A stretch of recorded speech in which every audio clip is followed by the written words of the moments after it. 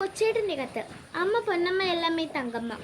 പ്രിയ DCL കൂട്ടുകാരെ, 2026 July 19 New York സിറ്റിയിലെ New Jersey stadium ഇളകി മറിയുകയാണ്. അർജന്റീനയെ ഒരു ഗോളിന് തോൽപ്പിച്ച് സ്പെയിൻ ഫിഫ ലോകകപ്പ് വിജയം നേടിയ നിമിഷം.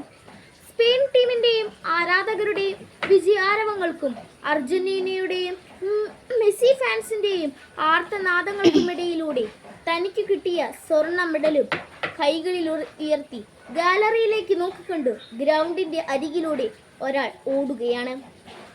അയാളുടെ പേരാണ് നിക്കോ വില്യംസ്. ആഫ്രിക്കൻ വംശജനായ സ്പാനിഷ് ഫുട്ബോൾ ടീം അംഗം.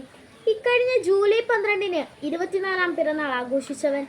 മകനെ എന്ന വിളിയുമായി ഗാലറിയിൽ നിന്നും ഇരു കൈകളും നീട്ടി നിന്ന മരിയ ആർതർ എന്ന അവന്റെ അമ്മയെ കണ്ടതും ഈരിനണിഞ്ഞ മിഴികളോടെ നിക്കോ തൻ്റെ മെഡൽ അമ്മയുടെ കഴുത്തിൽ ചാർത്തി.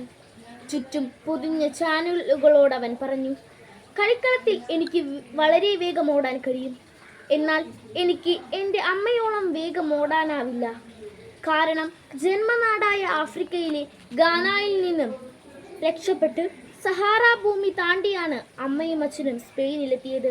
അതിനാൽ എൻ്റെ അമ്മയ്ക്കാണ് ഈ മെഡലിന് എന്നെക്കാളും അർഹത. പ്രിയ കൂട്ടുകാരെ, ലോകം കോരിത്തരിച്ചു നിന്ന അനുപമ നിമിഷമാണിത്. നിക്കോ പറഞ്ഞത് സത്യമാണ്. വെറും 3 പതിറ്റാണ്ടുകൾക്ക് മുമ്പ് ആഫ്രിക്കയിലെ ഗാനായിൽ നിന്നും അഭയാർത്ഥികളായ സഹാറ മരുഭൂമി കാൽനടയായി നടന്ന് സ്പെയിനിലെത്തിയ ഫെലിക്സ് വില്യമിൻ്റെയും മരിയ ആർതറിൻ്റെയും മക്കളാണ് സ്പെയിൻ നാഷണൽ ഫുട്ബോൾ ടീം അംഗങ്ങളായ ഇനാക്കി വില്യംസും നിക്കോ വില്യംസും. നിക്കോയുടെ കഥ കേട്ടപ്പോൾ ഗാനായിൽ നിന്ന് സഹാറ ഭൂമി വഴി സ്പെയിനിലെത്താനുള്ള ദൂരം ഗൂഗിൾ മാപ്പിലൂടെ കണ്ടെത്താൻ ശ്രമിച്ചു നോക്കി.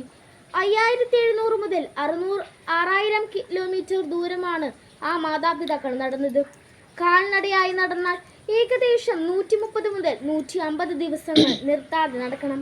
ഈ ദൂരം പൂർത്തിയാവാൻ ഒരു പക്ഷേ അവൻ ഗാനായിൽ നിന്നും അൾജീരിയയിലൂടെ സഹാറ കടന്ന് ഒറാനിൽ നിന്ന് കപ്പൽ കയറി അലിക്കാണ്ടി തീരത്തിറങ്ങി ആഗസ്റ്റോറിലൂടെ സ്പെയിനിലെത്തിയിട്ടുണ്ടാകും.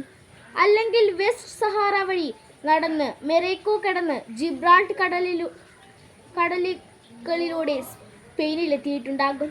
കൂട്ടുകാരി, നിങ്ങളുടെ ഇന്നിലേക്ക് നിങ്ങളുടെ മാതാപിതാക്കൾ നടന്നു തീർന്ന ഇന്നലെകൾ എത്ര പേർക്കറിയാം?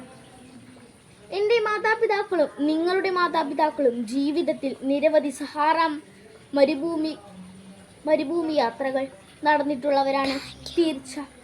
ആഫ്രിക്കയിലെ സഹാറ ഭൂമിയിൽ പകൽ പലപ്പോഴും 60 ഡിഗ്രിയാണ് ചൂട്.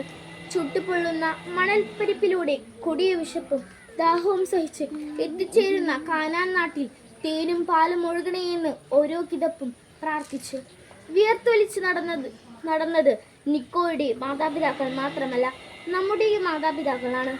കടബാധിതകളുടെയും രോഗങ്ങളുടെയും പരാജയ ഭീതികളുടെയും ജീവിത ഭാണ്ഡങ്ങളുമായി ജീവിതത്തിന്റെ സഹാറ താണ്ടുന്ന നമ്മുടെ മാതാപിതാക്കളുടെ ഈ ജീവിതയാത്രയിൽ സ്നേഹത്തിന്റെ തേനരുവികളും സത്യസന്ധതയുടെ വെൺമേഘത്തണലും വിശ്വസ്തതയുടെ ദീപസ്തംഭങ്ങളുമാകാൻ മക്കളായി നമുക്ക് കഴിയണം.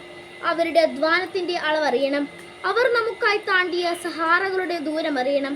അപ്പോൾ തൻ്റെ പൊന്നായ അമ്മയോളം വരില്ല ഈ പൊന്നിൻ്റെ മെഡൽ എന്ന് തിരിച്ചറിഞ്ഞ നിക്കോയെ പോലെ നമ്മുടെയും കഠിനാധ്വാനത്തിൻ്റെയും സ്ഥിര പരിശ്രമത്തിൻ്റെയും വേർപ്പുത്തുള്ളികൾ പതിച്ച ജീവിതമാകുന്ന മെഡൽ ഉയർത്തി നമുക്കും പറയാൻ കഴിയും, അമ്മ പൊന്നമ്മ എല്ലമ്മ തങ്കമ്മയാണ്. തനിത്തങ്കം കൊണ്ടെൻ്റെ ഹൃദയത്തിൽ പ്രതിഷ്ഠിച്ച എൻ്റെ തങ്കമ്മ. സ്നേഹാശംസകളോടെ സ്വന്തം കൊച്ചേട്ടൻ.